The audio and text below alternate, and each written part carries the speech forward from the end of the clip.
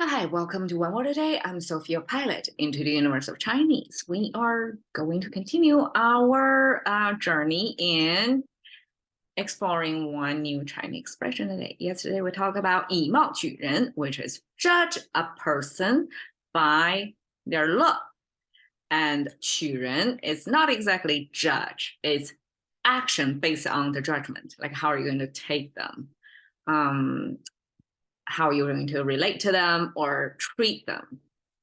Okay, so today we continue with 取 in 强取豪夺。强取豪夺. Okay, again, this is 强 and 豪 are two adjectives.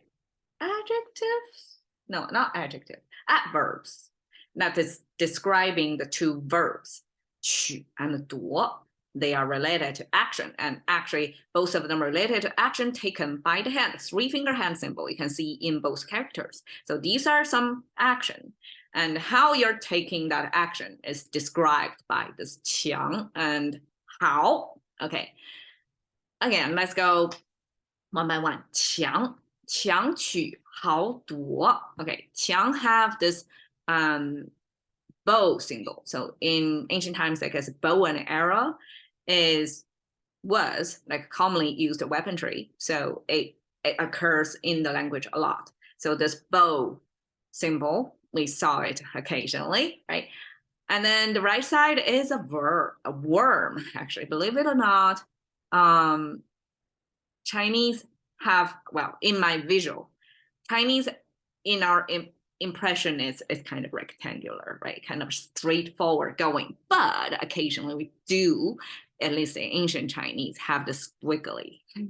The squiggly is legit, it's legal. It's actually how Chinese was written by then. So when we were describing things like a soft spine or no spine, worm, so we're going to use this no spiny strokes, kind of going almost randomly across the space, right? And this is a worm. You can almost see it on the hook, all right? That's the visual. I don't exactly know what that part is, some part of the worm. So worm, how is it going to be associated with force? That's up to interpretation. And so far, I can see, okay, bow. So bow and arrow, right? Arrow wasn't shown here, but bow itself enough to show is by force, right? It's armed force, like you're armed with bow at least. So there is some, battlefield, the weaponry involved, kind of military maneuver force in there. And maybe that force to show you, to pair it with a worm symbol. I mean, that shows a contrast of the strong and the weak, the unprotected, the exposed, the spineless worm, right? It's like the lowest defense, like the worm. I guess worms are prey. They cannot be predators, right? They are the end of the food chain almost. Like, on their body, they don't have anything to defend themselves. They are the weakest of the weak.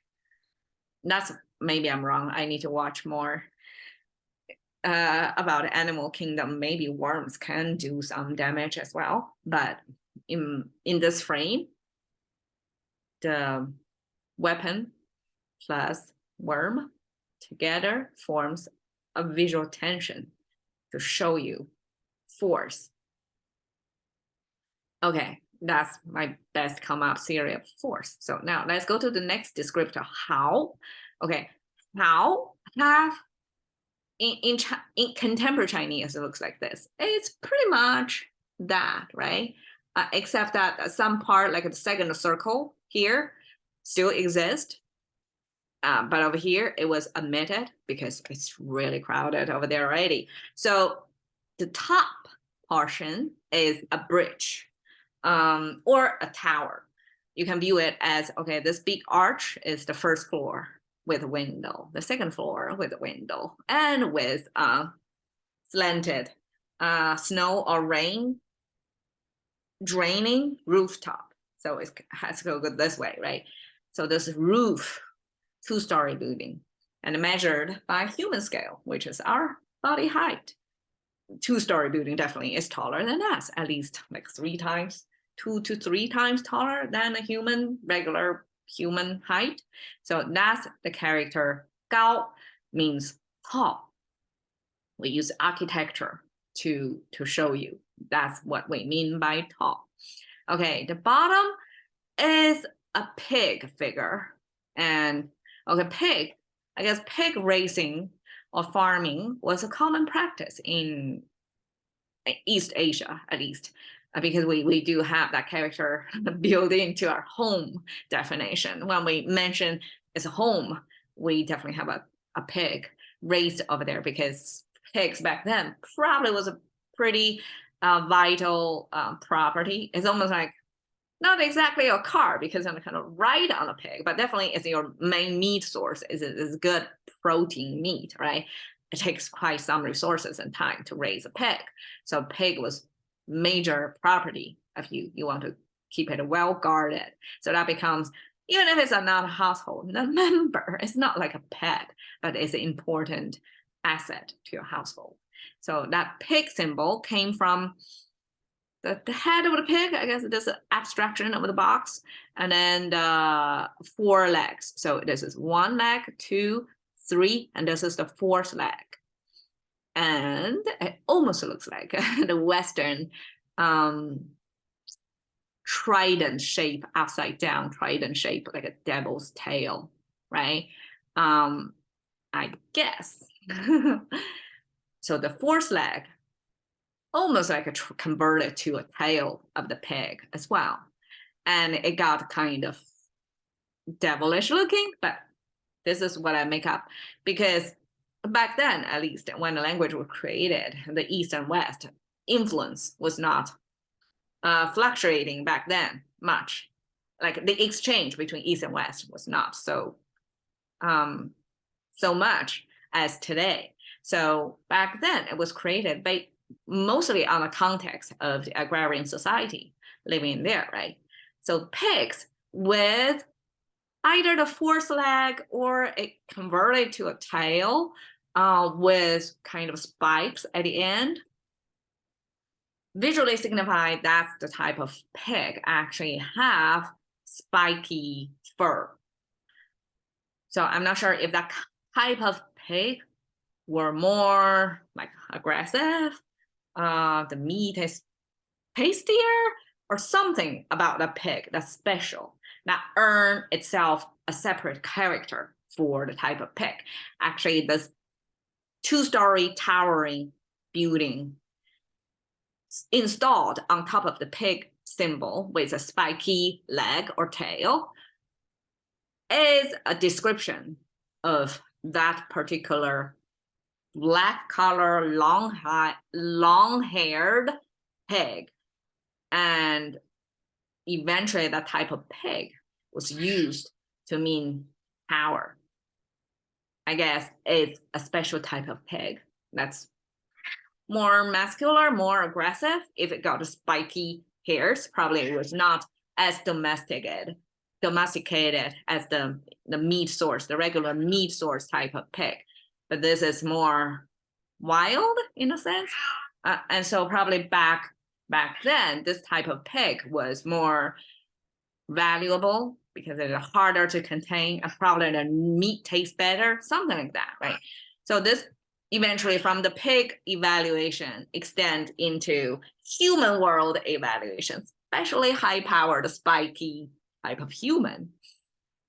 Okay, so there we go. We have force, weaponry, and power, this towering structure. And then we have 取 and the 夺. So 取, again, 3-finger hand symbol next to the ear symbol means, at least back then, it means in battlefield, you take out the ear of the enemy that you killed, and that's take a life actually.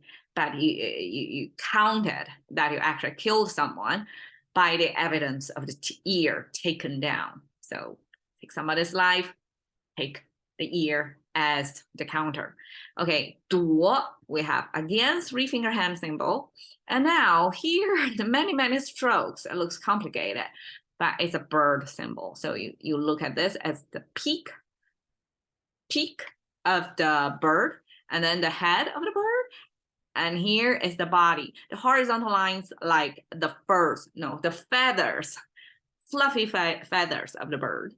And here is the aerodynamic little feet, kind of neatly narrowed down at the back of the body to make it more aerodynamic. So that's the whole bird image. But over here, it didn't say the bird is flying or not, right? Just by the bird symbol itself. Now, on the top of a vertical line, have 2 horizontal lines, and horizontal line kind of spread out. That means the bird actually is spanning the wind. The wingspan is actually the open. That means the bird is trying to fly, but the hand is trying to hold the bird from flying away. So again, it's defending the property of that person. The person, whoever owns the bird or capture the bird, want to keep the bird to themselves, right?